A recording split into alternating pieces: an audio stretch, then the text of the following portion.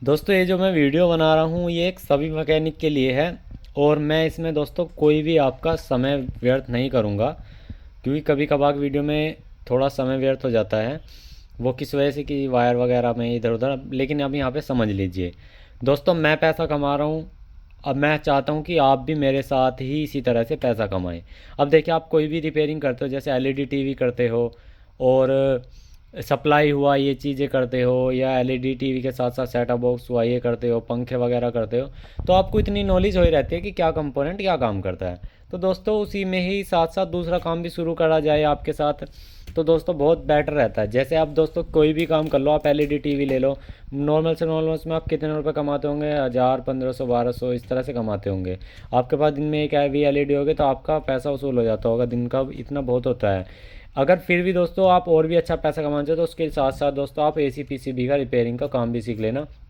और आज आपको एक चीज़ बता रहा हूँ एसी से रिलेटेड, शायद ही आपको आज तक किसी ने यूट्यूब पर बताई होगी, ना ही आपको कोई बताएगा। देखिए दोस्तों, आजकल जो इन्वर्टर एसी की जो पीसीबी आ रही है उसमें दो पीसीबी होती हैं। कि ये होती है इंडोर की पीसीबी, जो इंडोर में लगी होती है, और ये होती है आउटडोर में, जो कंप्रेसर को चलाने के लिए होती है।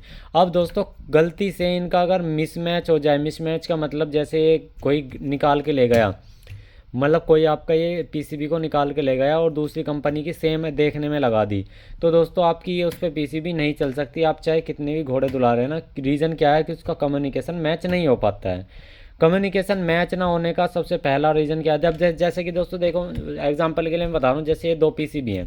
अब यहाँ पे समझना इस बात को, मैं कहना क्या चाह रहा हूँ। ये दो पीसीबी हैं, ये इसी के साथ की पीसीबी है मान लिया हमने।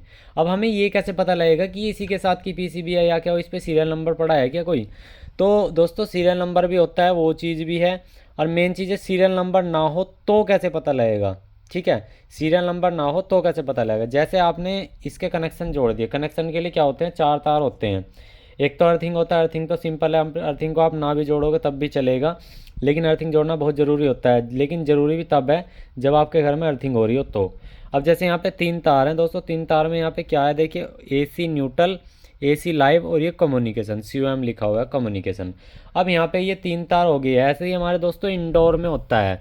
ठीक है, यहाँ पे लिखा हुआ है न्यूट्रल, यहाँ पे लाइव, और थर्ड पे कम्युनिकेशन, चौथा अर्थ है। तो ऐसे ही हमें, जैसे आपने इंडोर से आउटडोर के तार जोड़ दिए और फिर भी इसमें कम्युनिकेशन का एरर आ रहा है। कम्युनिकेशन का एरर का पता कैसे लगता है, जैसे ये इसकी डिस्प्ले है, जैसे इस पर ये डिस्प्ले है, इस पर आ रहा है E6 या E1 आ रहा है, तो हमें उसको कोड को सेलेक्ट सर्च करके देखना है नेट पे किस चीज़ का है। जैसे मान लिया एग्जांपल की वोल्टास का हुआ, वोल्टास पे E6 का जो एरर होता है वो कम्युनिकेशन का होता है, यानी कि इंडोर से आउटडोर की पीसीबी या तो हमारी दोस्तों कनेक्शन नहीं हुए, कनेक्शन हो गई है तो वो मैच नहीं करी है।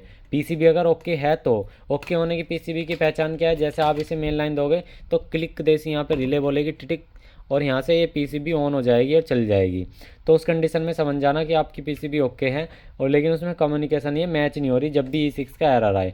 तो उस कंडीशन में दोस्तों आप पता लगा सकते हैं कि पीसीबी उसके मैच की नहीं है, तब आप पीसीबी को चेंज करना है। और मैं आपको बता देना चाहता हूँ, जो इंडोर पीसीबी होती है, चाहे आउटडोर में आपने दूसरे कोई और मॉडल की लगा दी लेकिन उसी कंपनी की लगाई है, तब भी मैच नहीं करता है। तो ये चीज़ याद रखें, जब भी आपके मैकेनिक आपके पास कोई आए या कैसे भी, तो उनसे बोल देना सेम पीसीबी लेके आना। सेम आपको नहीं पता लग रहा तो आपको कनेक्शन करके देख लें, लेकिन अगर फिर भी कम्युनिकेशन का एरर आ रहा है तो समझ जाना पीसीबी ये जो है वो आउटडोर की किसी और कंपनी की लगा दी है या किसी ने चेंज कर दी है। तो ये चीज़ याद रखना। अब दोनों की सेम मैचिंग कैसे करें, तो उसके लिए दोस्तों क्या करना पड़ता है, आपको इसके सॉफ्टवेयर करना होंगे, सॉफ्टवेयर। ठीक है, सॉफ्टवेयर करने के लिए क्या करना पड़ता है, या तो दोस्तों यहाँ पे देख सकते हैं सॉफ्टवेयर की पिन यहाँ पे भी दे रखी है। ठीक है, ये 5 वोल्ट ग्राउंड SCL SDA, यहाँ से भी आप सॉफ्टवेयर कर सकते हो। और देखिए यहाँ से भी कर सकते हैं आप, ये देखिए 5 वोल्ट ग्राउंड RX-TX, ये RX-TX जो लिखा है ना, ये सॉफ्टवेयर करने की वाली ही पिन है, तो यहाँ से कर सकते हो। ऐसे ही इसमें दोस्तों आप आउटडोर पीसीबी में भी यही पिन पॉइंट ढूंढ सकते हो, TX RX, और यहाँ पे माइनस, ये पिन और ये पिन, इसमें EEPROM मतलब इसके अंदर प्रोग्रामिंग IC होती है ये वाली। ठीक है, ये वाली यहाँ पे इस तरह की प्रोग्राम बड़ी आईसी होती है। बड़ी आईसी के अंदर भी किसी किसी में प्रोग्राम आ जाता है, किसी में प्रोग्राम आईसी अलग से भी लगी होती है। ठीक है, तो दोस्तों आपको फिर अगर मैच नहीं कर रहा है तो दोस्तों दोनों के सॉफ्टवेयर करने होंगे। सॉफ्टवेयर करने के लिए भी आप यूट्यूब पे देख सकते हो, बड़ा इजी है। तो इस तरह से आपको कभी भी याद रखना है, जब भी आप कोई पीसीबी रिपेयर करो तो सबसे पहले कम्युनिकेशन चेक कर लेना है।